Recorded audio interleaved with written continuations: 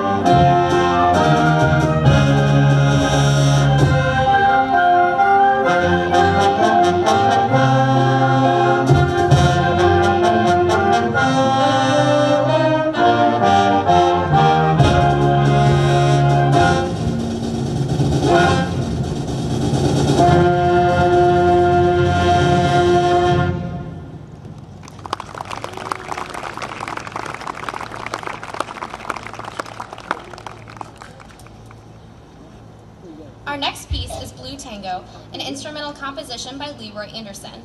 It was later turned into a popular song with lyrics by Mitchell Parrish. An instrumental version of Blue Tangle was recorded by Anderson, which reached #1 on the Billboard chart in 1952. Although this Anderson piece doesn't give music to everyday objects, such as in his pieces like the syncopated clock or the typewriter, it is still an animated piece that lets the imaginative listener picture a couple tangoing across a stage. Please enjoy this piece, Blue Tango.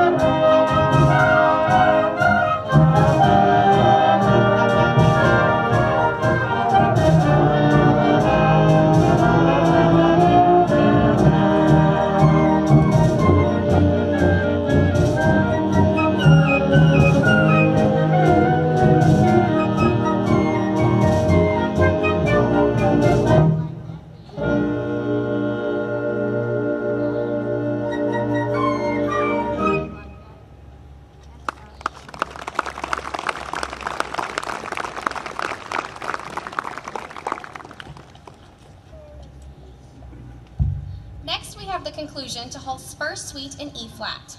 As you have heard previously, Holst was responsible for establishing the military band as a concert ensemble with the first suite in E-flat. Holst composed 5 pieces in total for military band. First suite in E-flat, which you've heard, second suite in F, a Moorside suite composed in 1928, Fugue à la Jig, also composed in 1928, and Hammersmith, composed in 1930. In the early 1900s, concert band music consisted of reductions of pieces originally scored for orchestras. Holst, however, wanted to make the concert band a series medium and untethered it from the orchestra with this first suite in E-flat. This piece is significant because it standardized the band instrumentation that we are all familiar with today. This piece also utilizes classical forms with an occasional modern variation. Also, Holst treated the band as potential soloists passing around a melodic figure. The instrumentation groupings, thought of as mini chamber ensembles, set this work apart from other band compositions of the era. Other composers during this time would write for bands the same exact way they wrote for orchestras, simply omitting the string parts. As a concert band composer, Holst was extremely successful, although his orchestral work, The Planets, was his most popular composition of all. As an instrumentalist, Holst played trombone in the Scottish Orchestra and the Carl Rosa Opera Company. So you can see why the low voices of the euphonium carry most of the melody in this piece. Please enjoy the March from First Suite in E flat.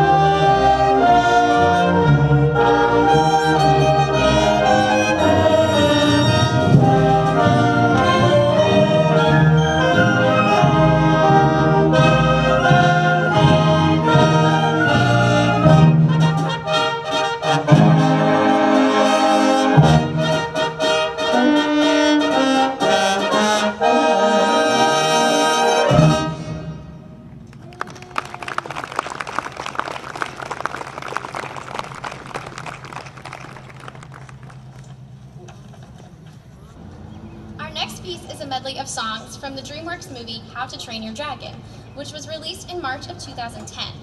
It was based on the book by Cressida Cowell. This movie is set in the mythical world of burly Vikings and wild dragons. This action comedy tells the story of Hiccup, a Viking teenager who doesn't exactly fit in with his tribe's long-standing tradition of heroic dragon slayers. Hiccup's world is turned upside down when he encounters a dragon that challenges his Viking views. Some fun facts about the movie: the sounds, actions, and personality of the dragon Toothless were inspired by cats, dogs, and horses. For some of the tail-wagging scenes, the animator actually stuck a ball of duct tape to his cat's tail as a reference for the motion. The animators had to go through flight school classes, such as flight physics and movements of different creatures in flight, for realism. After graduation, they each received a diploma. The smaller dragons, known as the Terrible Terrors, were based on a Chihuahua named Paco from Oregon, who was paid $100 for his voice work. The composer John Powell was nominated for an Academy Award on his score for this movie. Romantic Flight was actually played during the Oscars when Jamie Foxx and Jessica Biel gave the introduction to the presentation of the Best Original Score. Please enjoy this arrangement of How to Train Your Dragon by arranger Sean O'Laughlin.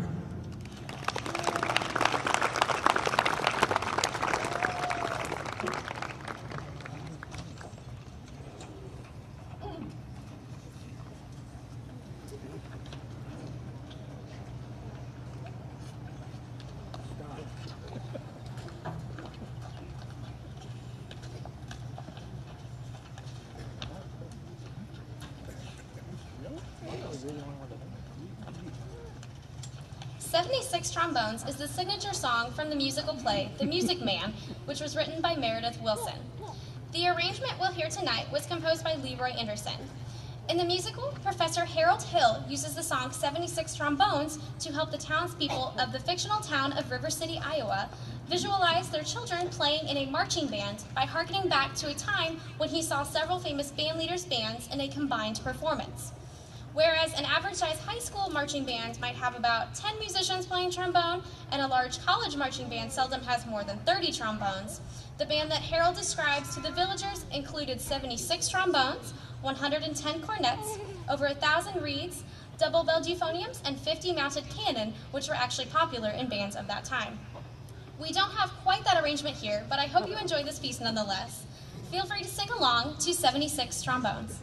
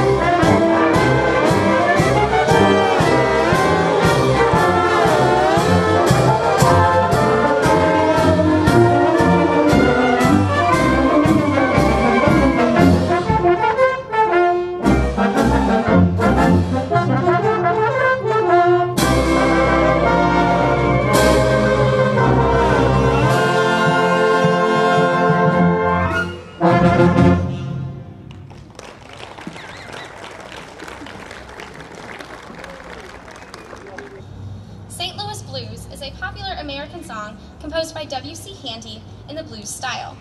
It remains a fundamental part of jazz musicians' repertoire.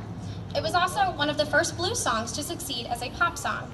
It has been performed by numerous musicians of all styles, from Louis Armstrong and Bessie Smith to Count Basie, Glenn Miller, Guy Lombardo, and the Boston Pops Orchestra. It has been called the jazzman's Hamlet. Published in September 1914 by Handy's own company, it later gained such popularity that it inspired the dance step, the foxtrot. The version with Bessie Smith and Louis Armstrong on cornet was inducted in the Grammy Hall of Fame in 1993. The 1929 version by Louis Armstrong and his orchestra with Henry Red Allen was inducted there in 2008. Handy said he had been inspired by a chance meeting with a woman on the streets of St. Louis who was distraught over her husband's absence. She lamented, "My man's got a heart like a rock cast into sea," a key line of the song. I hope you enjoy this fantastic piece, St. Louis Blues.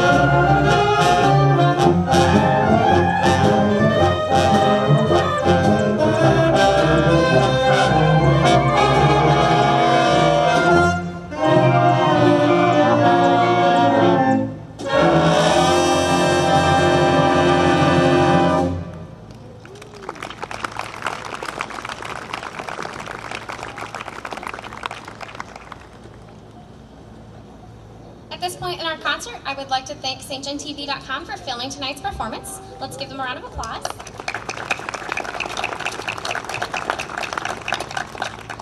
Elena Polka was composed by William H. Kiefer in 1902.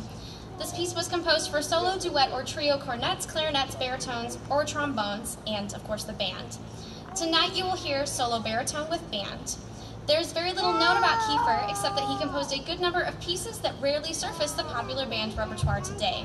One of his more popular pieces was a march called Kiefer's Special, composed near the end of his career in 1920. Kiefer composed mostly marches and dance songs, such as waltzes and polkas. The polka originated in Bohemia, now part of the Czech Republic, in the middle of the 19th century. It is a Czech word meaning half, which refers to the short half steps taken during this form of dance. Polkas are often written and performed in cut time or 6/8, creating the duple feel that we all know. It is similar to the Swedish word polska, which refers to a dance in 3/4 meter, but is not the same. There are many different styles of polkas today, as polka is still very popular throughout Europe and North America.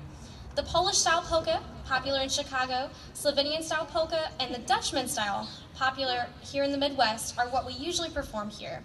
Polish-style polkas are characterized by the use of clarinet and trumpet, in addition to originally would be an upright bass and an accordion. Slovenian-style polkas are usually faster and would traditionally focus on the accordion as well. The Dutchman-style polka features the offbeat oompa sound, usually played by the tubas or traditionally banjos. So see if you can figure out which style you hear in Elena polka.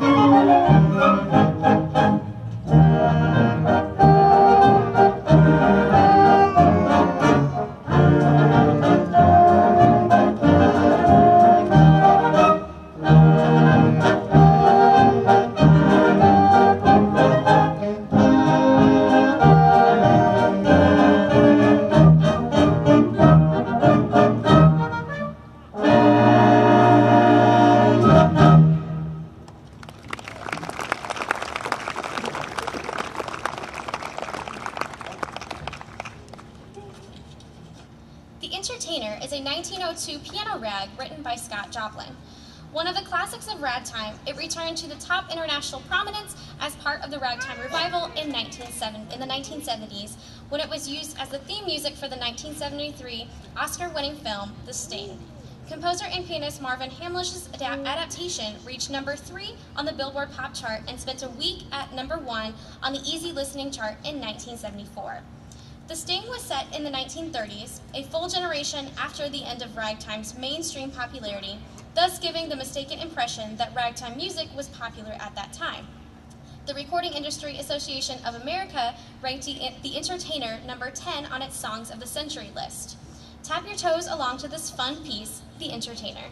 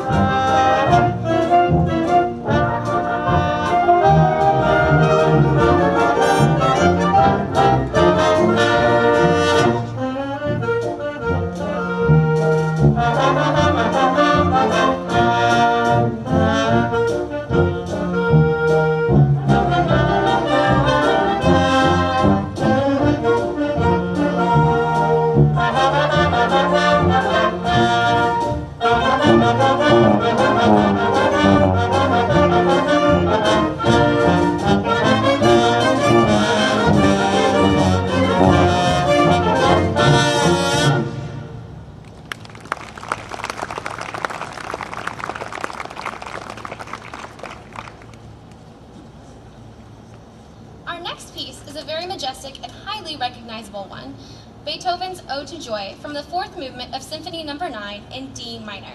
Completed in 1824, the symphony is one of the best-known classical works and has been adapted for use as the European anthem. It is considered by critics to be one of Beethoven's masterpieces and one of the greatest musical compositions ever written, especially because Beethoven was completely deaf at this point in his career. The words were taken from a poem written by Friedrich Schiller, with additions made by the composer. Beethoven was born in 1770 in Bonn, Germany. His father was a court musician who taught him music at a young age. Beethoven's first public performance on piano was at the age of 7½. His first composition was published at the age of 11, and he continued to compose an enormous amount of work from then on. Although Beethoven was a child prodigy and well-known composer, he took on many responsibilities at home, which frustrated him. His father was an alcoholic and struggled to care for his family after Beethoven's mother had died in 1787. Beethoven took responsibility for his younger siblings to an almost excessive extent, and also struggled with impulsive behavior and gradually hearing loss in secret. In 1801, he confessed to his friends at Bonn that he was gradually going deaf, and a year later wrote his famous Heiligenstadt Testament, in which he expresses his disgust at the unfairness of life. He wrote how he could hardly stand the loss of his hearing as a musician, but how music made him carry on. He wrote that he still had many other musical domains to discover and to pass on, and he urged his family and friends to teach their children to value art and music rather than money. Beethoven did not commit suicide, but immersed himself in composition, producing many of the great works we are familiar with today.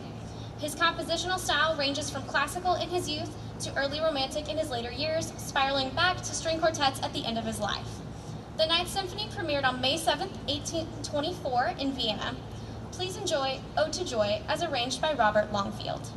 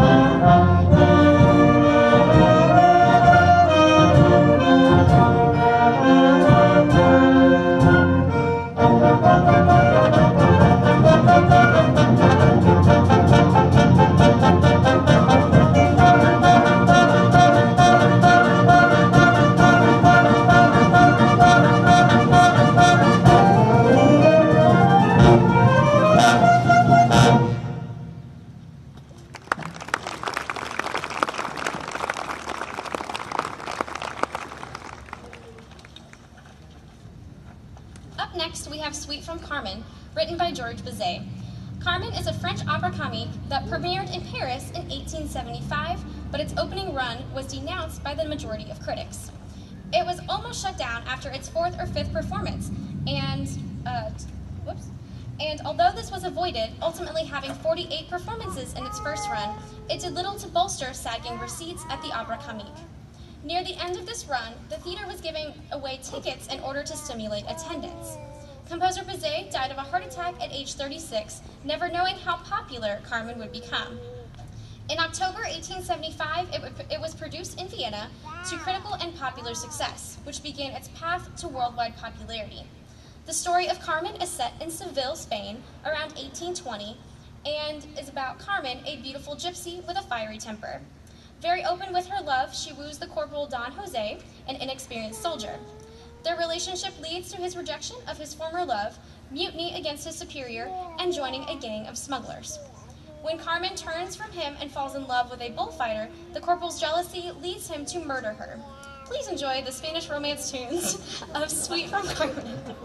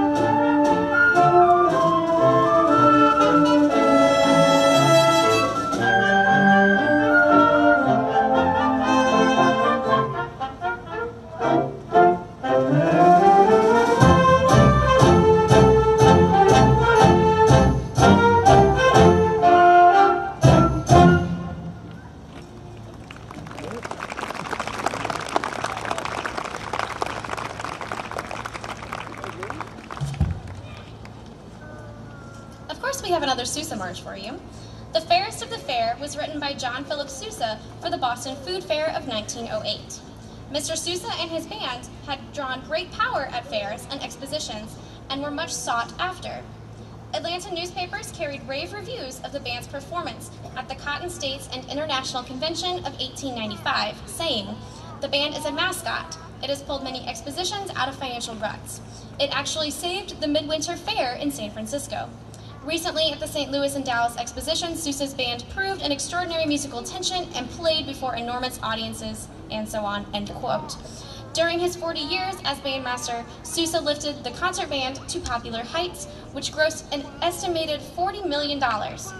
Jog your memory back to your childhood days at the fair while we perform this piece, The Fairest of the Fair.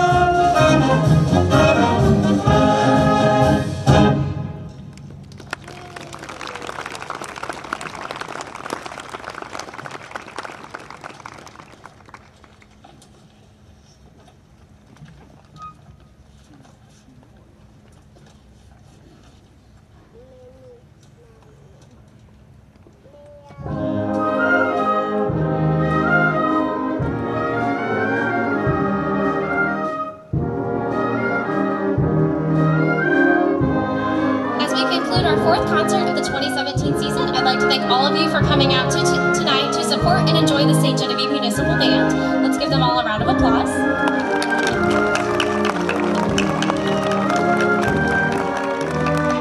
I would also like to thank the setup crew for all of their hard work, so let's also give them a round of applause.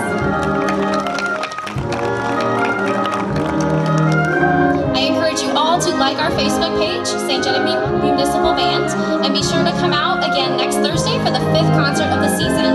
Thank you all and have a wonderful night.